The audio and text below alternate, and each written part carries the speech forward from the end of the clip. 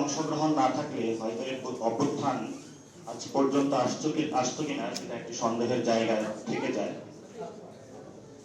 যারা সামাজিক এবং অ্যানথ্রোপোলজিস্ট যারা রয়েছেন তারা গবেষণা করলে নারীদের যে অংশগ্রহণ ছিল যে গণ অভ্যুত্থানে সেটা তারা অনেকাংশে বেশি আকারে খুঁজে পাবেন এবং ছবি আকারে যখন সেই বিষয়গুলো হাজির হয় আমাদের সামনে তখন আমাদের চোখে আঙ্গুল দিয়ে তারা দেখিয়ে দিতে চান যে নারী কখনো ঘরে বসে থাকার মতন জিনিস না। ভবিষ্যৎ বাংলাদেশে যে স্টেটের উপর রেখাটা আসতেছে সেখানে আমরা নারীর অংশগ্রহণ চাই। যারা মুসলিম সোসাইটিতে রয়েছেন আপনাদের সামনে অনন্য উদাহরণগুলো রয়েছে যে ব্যবসায়ী আকারে খাদিজা রাদিয়াল্লাহু তাআলা আনহু, যদি যোদ্ধা আকারে দেখেন তাহলে বিবি আয়েশার মতন আপনাদের সামনে উজ্জ্বল দৃষ্টান্ত রয়েছে। আপনার এমন কোন একাত্মবাদ যে একাত্মবাদের মধ্যে একজন নারীকে তার অধিকার থেকে বঞ্চিত রাখা হয়? এজন্য আমরা বলি যারা একাত্মবাদের অনুসারী, যারা বহুত্ববাদের অনুসারী বা যারা একাত্ম বহুত্ব কোনো কিছুতেই বিশ্বাস করেন না, সবগুলো জায়গাতে যদি আমরা নারীর হিস্সাটা বুঝিয়ে দিতে না পারি আগামীর যে সময়টা আসবে সেই সময়টা তাহলে বাংলাদেশ বলে বিশ্ব বলে ওয়ার্ল্ড সিটিজেন আকারে আমরা আমাদের যাত্রাটা পিছনের দিকে যাবে, সামনের দিকে যাওয়া যাবে না। সেই জন্য যারা পলিটিক্যাল কমিউনিটি যারা রয়েছেন, সোসাইটাল যারা কমিউনিটি রয়েছেন, সর্বক্ষেত্রে নারীর অংশগ্রহণ আমাদেরকে নিশ্চিত করতে হবে। এবং যে কথাটা দিয়ে আমি শেষ করতে পারবো, আমরা শুধু নারীর পার্টিসিপেশন চাই না, আমরা নারীর হলো ডিসিশন মেকিং এর চাই। নারী যদি তার ডিসিশন মেকিং এ আসতে না পারে তাহলে নিছক লোক দেখানো পার্টিসিপেশন এটা দিয়ে জনগণকে কলা দেখানো হবে।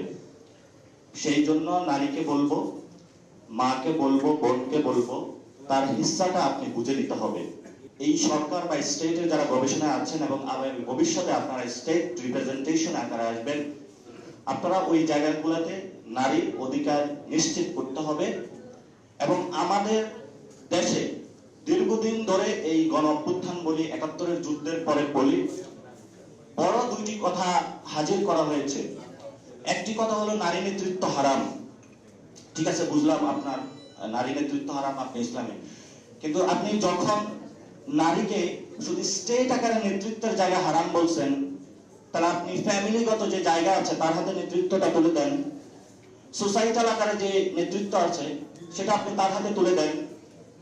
এইসব সুবিধাবাদী কথা, এইসব সুবিধাবাদী আওয়াজ জনগণ এই গণ অভ্যুত্থানে প্রত্যাখ্যান করেছে এবং নারীরা বীর দর্পে মাঠে নেমে এসে জানান দিয়েছে যে এই ধরনের যারা কথাবার্তা বলে আগামীর ভবিষ্যৎ রাজনীতিতে আমরা তাদেরকে প্রত্যাখ্যান করলাম।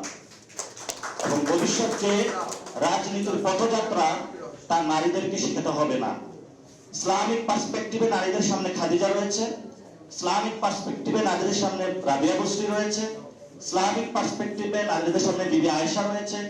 এরকম অসংখ্য মানুষ রয়েছে যাদের অবদানের কারণে এই যে ইসলামিক কথা বলে যারা নারী নেতৃত্ব হারাম বলেন, নারীদেরকে চাপিয়ে রাখার একটি অবদানিত প্রচেষ্টা করেন এবং এর মধ্য দিয়ে সমাজে একটি দেওয়াল সৃষ্টি করতে চাচ্ছেন, এই গণ অভ্যুত্থান নারীরা আপনাদের সেই দেওয়াল ভেঙে দিয়েছে। ভবিষ্যতে এই নারীদের পথযাত্রা সামনে বাড়তে থাকবে। নারীদের বাংলাদেশ হোক, দক্ষিণ এশিয়াতে হোক, বিশ্ব মঞ্চে হোক, কোন শক্তি নেই যে তাদেরকে প্রতিহত করবে।